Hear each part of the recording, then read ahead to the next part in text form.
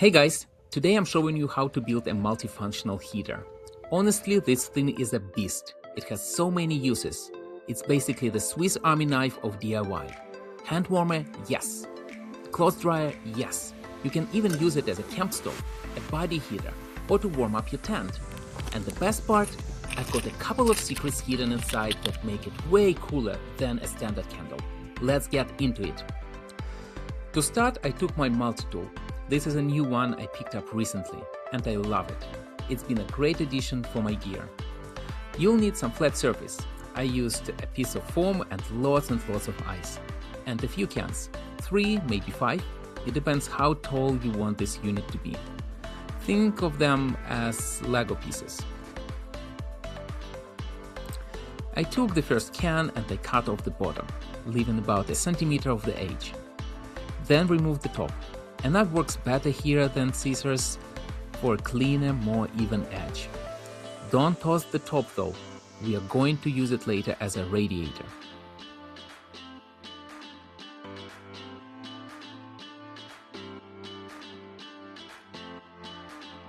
But for now, let's put the top part aside and make 3 little notches in that bottom piece. That's going to be our wick holder. You can adjust the wick's height and it will stay there. It's simple, right?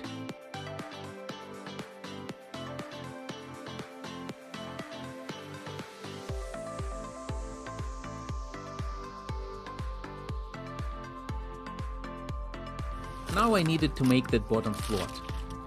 Well, you could just hope that the can bottom floats by trapping air, but let's be real. If fuel gets in there and the air comes out, it's going to sink like a rock. We don't want that. So I grabbed some closed cell foam, I marked it and cut out the disc. It doesn't have to look pretty. It has just work. Why closed cell? Because it won't soak up the oil. It stays dry and it stays floating forever. Cut a hole in the center for the wick.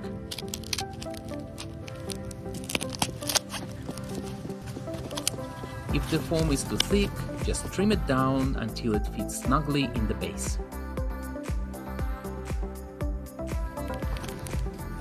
Once the float is ready, tuck it into the base.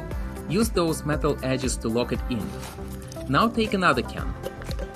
Cut the top off and smooth those edges. Cans are the same size, so they don't like to slide together. Take your multi-tool again, give the base a little crimp on the sides, just a bit, and now it should glide perfectly.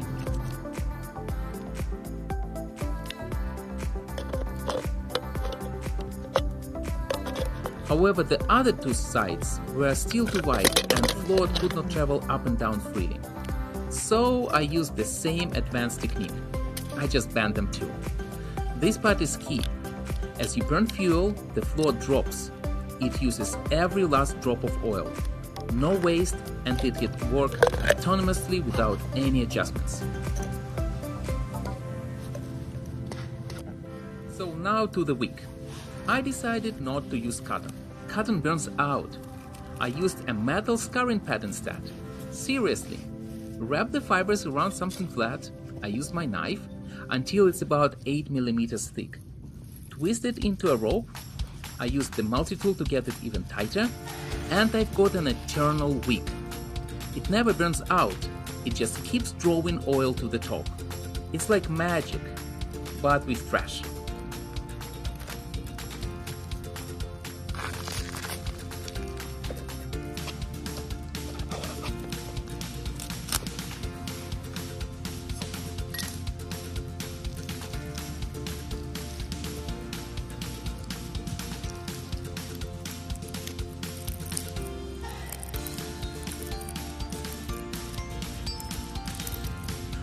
I threaded it through the holder and trimmed any stray pieces to ensure a stable, soot-free flame.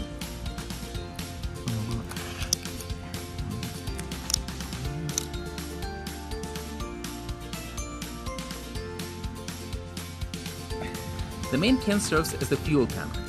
To keep the flame steady, we need to separate the intake air from the exhaust gases. So I added ventilation holes around the top of the can. I placed them high up so the unit remains tiltable without leaking.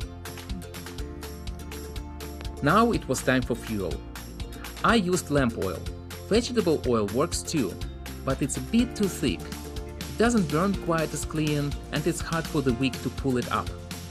I poured oil in the can and soaked the wick. To light it, you can use a lawn lighter or just pull the float out, light it and drop it back in.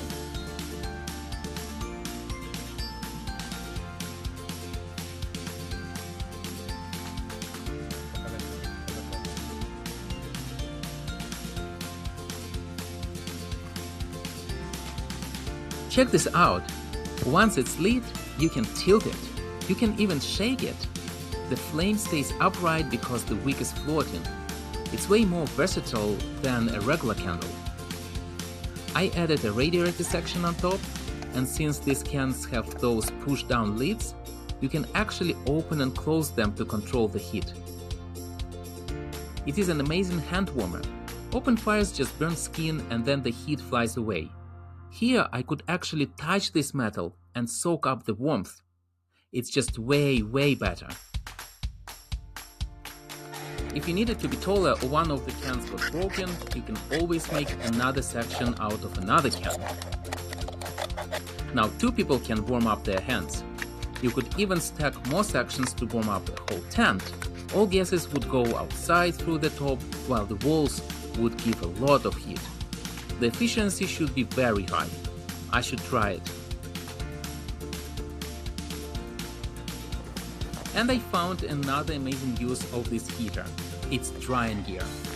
The walls don't get crazy hot, so it's safe to put on clothes like gloves or socks. It will get dry and warm in no time. I even tried to tuck it inside my jacket and use it as a body heater. Since the wick floats, it stays upright while you walk or tilt. It's like having a little personal heater in your pocket.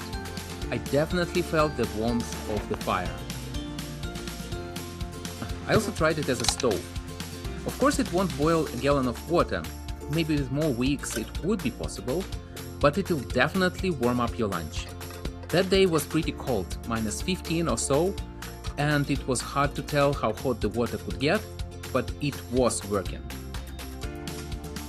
So many uses and almost no cost. I'm just not sure how I'm going to carry it in my backpack. These cans bend so easily. So I want to know what you guys think about this heater. If you like this build, hit that like button and share this video with your friends. Don't forget to subscribe for more DIY madness. Thanks for hanging out, and I'll see you in the next one. Bye!